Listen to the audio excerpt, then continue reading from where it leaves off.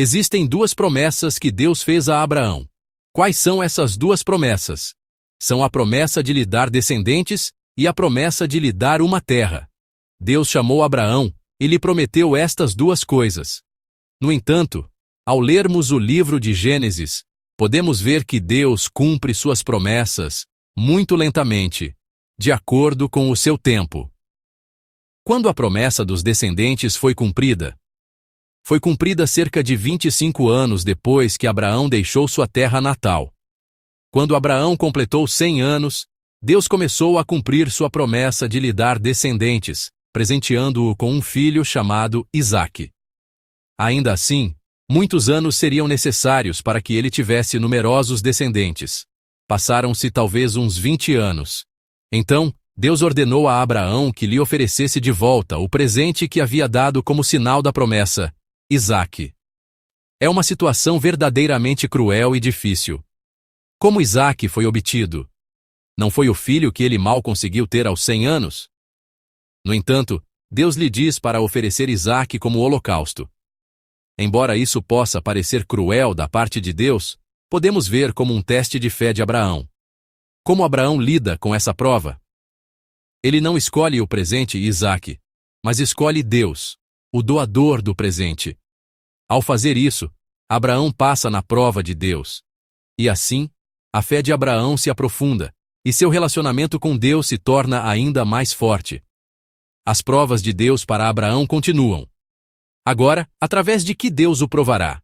Ele o prova através da terra, que prometeu dar junto com os descendentes. Desta vez, como Abraão passará na prova?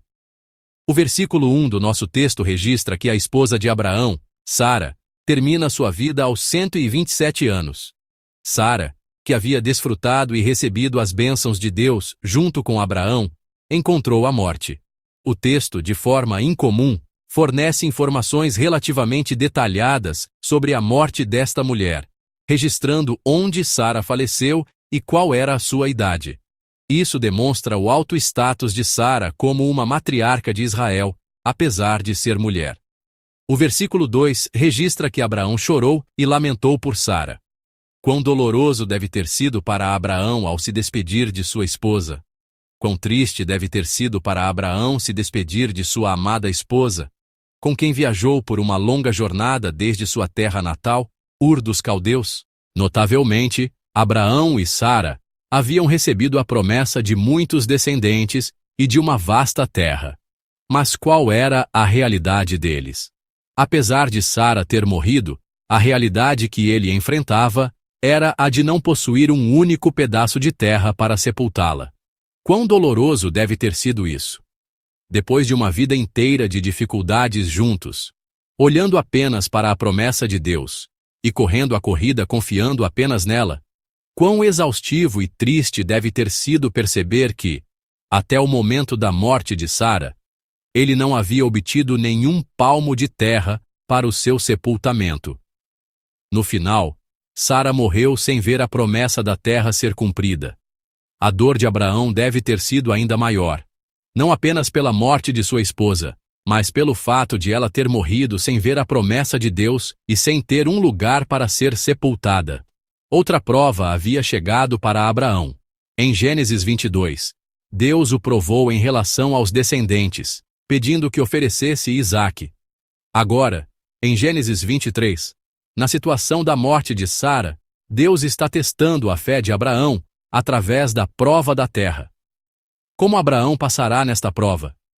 Deixando sua tristeza de lado, Abraão vai até os habitantes locais, os hititas, para comprar um túmulo para Sara. O texto diz que ele foi aos hititas, o que pode se referir a uma reunião de seus anciãos, ou talvez a uma figura de liderança. De qualquer forma, Abraão está se aproximando de alguém com poder suficiente para propor e decidir sobre a compra da terra. O versículo 4 diz: Sou estrangeiro e residente entre vocês. Cedam-me alguma propriedade para a sepultura, para que eu tenha onde sepultar a minha mulher. Abraão está mostrando aos hititas sua intenção de comprar a terra. Abraão era um homem muito rico, que havia acumulado muitos bens. No entanto, Ele ainda era apenas um forasteiro que não possuía nenhum pedaço de terra. Ele precisava de um lugar para sepultar Sara. Na conversa que se segue, vemos um hitita se referir a Abraão como meu senhor, o que sugere que Abraão mantinha um relacionamento profundo com eles. Os hititas demonstram uma certa generosidade para com Abraão, com quem tinham um bom relacionamento. Eles lhe dizem para escolher a melhor de suas terras e realizar o funeral de Sara. No entanto, a generosidade dos hititas significava que ele poderia usar a terra para o sepultamento, não que lhe transfeririam a propriedade. Por isso, Abraão tenta novamente fazer a compra. Nos versículos 7 a 9, podemos ver a determinação de Abraão em adquirir a terra. Abraão deseja comprar um terreno onde possa reivindicar a posse permanente, não apenas um lugar temporário para o corpo de Sara. No texto, vemos a firme resolução de Abraão em obter a terra. O texto diz que Abraão curvou-se diante dos hititas. Curvar-se implica que ele está fazendo um apelo significativo. E no versículo 9, seu desejo de possuir a caverna de Macpela é evidente, pois ele mostra sua disposição de pagar o preço justo. O que significa pagar o preço justo? Significa que ele não tem intenção de negociar ou pechinchar.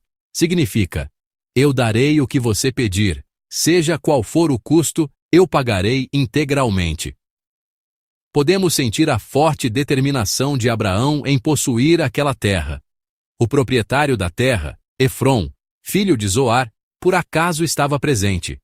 Abraão está mostrando uma forte vontade de comprar a terra de Efrom.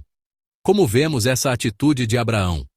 Deus havia prometido lhe dar a terra, mas até o dia da morte de Sara, ele não lhe dera um único pedaço de terra para sepultá-la. Em resposta, Abraão está tentando comprar a terra. A questão é, essa atitude de Abraão é um ato de fé ou de falta de fé? O que vocês acham? Em conclusão, a tentativa de Abraão de comprar a terra para sepultar Sara pode ser vista como uma escolha de fé. Você pode perguntar: se Deus prometeu dar a terra, por que ele, sem fé, tenta comprá-la com dinheiro? Não é isso. É porque ele cria na promessa de Deus de dar a terra que ele decidiu pagar qualquer preço, sem considerar o dinheiro um desperdício. Ele está pagando o preço porque crê na promessa de Deus. Há um erro comum que cometemos em nossa vida de fé enquanto esperamos a ação de Deus. É a atitude de que, porque Deus está agindo, não precisamos fazer nenhum esforço ou pagar nenhum preço. Apenas precisamos receber, esperar passivamente. Seria isso realmente um sinal de confiança na obra de Deus? Se confiamos na obra de Deus, nós também devemos trabalhar. Devemos nos esforçar. Em uma igreja onde servia anteriormente, ouvi um pastor associado dizer algo interessante. Ele disse que não deveríamos cantar o hino "O Senhor trabalha, o Senhor trabalha". Por quê? Porque, segundo ele, se cantarmos muito esse hino, os membros da igreja não trabalharão, já que Deus está fazendo tudo. Claro, foi uma piada. Mas há uma verdade profunda nisso. Se confiamos na obra de Deus, nós também devemos trabalhar. Se cremos na promessa de Deus, devemos participar ativamente dessa aliança. Não é que não precisamos evangelizar porque cremos que Deus salvará uma alma. É que evangelizamos com ainda mais fervor porque cremos que Deus salvará. Não é que simplesmente nos sentamos e ficamos de boca aberta esperando que os frutos caiam da árvore. Como o lavrador que vendeu tudo o que tinha para comprar um campo, devemos lutar com toda a nossa vida para desfrutar e possuir esse reino. Jesus disse: "O reino dos céus é dos que o tomam à força". Abraão compra a caverna de Macpela pagando um preço. Abraão não comprou simplesmente uma caverna para o sepultamento de Sara.